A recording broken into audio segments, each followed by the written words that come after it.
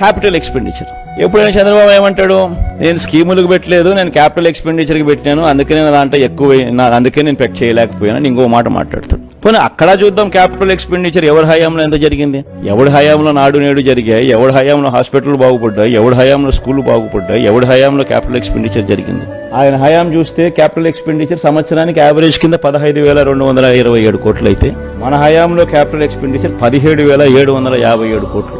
కొత్తగా 4 సీపోర్ట్లు కడతా ఉన్నాం, కొత్తగా 10 ఫిషింగ్ హార్బర్లు కడతా ఉన్నాం, కొత్తగా 6 ఫిష్ ల్యాండింగ్ సెంటర్లు కడతా ఉన్నాం, కొత్తగా 17 మెడికల్ కాలేజీలు కడతా ఉన్నాం, నాడు నేడుతో స్కూళ్లు రూపురేఖలు మారుస్తా ఉన్నాం, హాస్పిటల్ రూపురేఖలు మారుస్తా ఉన్నాం. ఇవన్నీ ఇప్పుడు జరుగుతా ఉన్నాయి. ఇన్ఫాక్ట్ ఇవన్నీ కూడా మన కోవిడ్ 2 సంవత్సరాలు ఉన్నప్పటికీ మోస్ట్ ఇంపార్టెంట్ పాయింట్ అది గుర్తుపెట్టుకోవాల్సింది అందరూ కూడా. 2 సంవత్సరాలు కోవిడ్ వెంటాడిన పరిస్థితుల్లో కూడా, రాష్ట్ర ఆదాయాలు తగ్గిన పరిస్థితుల్లో కూడా జగన్ పర్ఫార్మెన్స్ ఇది, చంద్రబాబు పర్ఫార్మెన్స్ అది.